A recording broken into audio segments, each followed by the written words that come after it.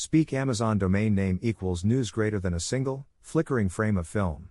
It shows a man and a woman in a passionate embrace. It lasts for just a moment. Then it vanishes. What you just saw was illegal. Not in a court of law. But in the court of Hollywood. For decades, an invisible government ruled the movies. It operated from quiet offices in Los Angeles and New York. It held absolute power over every script. Every scene. Every word. This is the story of the hidden rules that defined a generation. It's the story of what they banned. And how it secretly shaped the American dream. The late 1920s. Hollywood was a kingdom of shadows and light. The silent era was dying. A new magic was being born. The talkies had arrived. Sound changed everything. Dialogue could be sharp. Sassy. Dangerous. Filmmakers pushed every boundary. On screen, gangsters were heroes. They drove fast cars. They wore sharp suits. They died in a blaze of glory. Women were not just wives or mothers. They were unapologetically powerful. They used their wit. They used their bodies. They climbed the ladder of success, one man at a time. This was pre-code Hollywood. It was a brief, dazzling era of freedom. Too dazzling for some. Across America, a storm was gathering. Civic groups and religious organizations were horrified. They saw Hollywood as a modern Sodom. A factory of sin poisoning the nation's youth. They wrote letters. They organized boycotts. They demanded action. The press fanned the flames. Headlines screamed of moral decay. Then came the scandals. They weren't on the screen. They were real. Roscoe Fatty Arbuckle, one of the world's biggest stars. Accused in a young actress's death. He was acquitted in court. But he was condemned by the public. The industry was shaken. More scandals followed. Drug overdoses. Mysterious deaths. The public's anger reached a fever pitch. Whispers in Washington grew louder. The federal government threatened to step in. To create a national censorship board. For the studio moguls, this was their greatest fear. Government control meant the end of their empire. They had to do something. They had to police themselves. Before someone else did it for them. Enter Will H. Hayes. He was the Postmaster General of the United States. A respectable Presbyterian elder from Indiana. The studios hired him to be their moral guardian. To be the clean face of a dirty business. In 1930, they drafted a document. The Motion Picture Production Code. The Hayes Code. At first, it was a list of suggestions. A gentle guide. It had its famous don'ts and be carefuls. No explicit profanity. No lustful kissing. No positive depictions of crime. For a few years, filmmakers found ways around it. The code had no teeth. The Great Depression was crippling the country. Movies were an escape. And sex and crime sold tickets. But the outrage didn't fade. It grew stronger. The industry needed an enforcer. A true believer. His name was Joseph Breen. A devout Catholic journalist. He saw Hollywood films as a genuine threat to public morality. In 1934, Breen was given absolute authority. He ran the Production Code Administration, or PCA. Nothing could be filmed without his office's approval. Every script was sent to his desk. His censors read every line. They used red pencils to slash dialogue. To demand changes.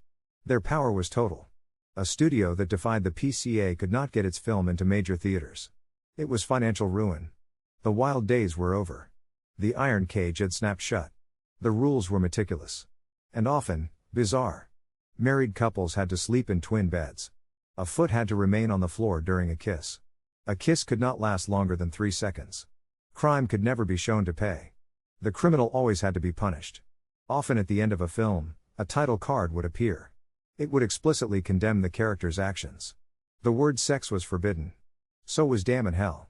A woman could not be shown removing her stockings. A man and woman could not be in bed together. Even if they were fully clothed. Every detail was scrutinized. Breen's office sent back thousands of letters. Delete the scene where the gangster's machine gun is visible. The woman's negligee is too revealing. The line "good heavens" is a substitute for a stronger profanity. Please change it. This was the new reality. An entire art form was being reshaped. Forced into a narrow, sanitized mold.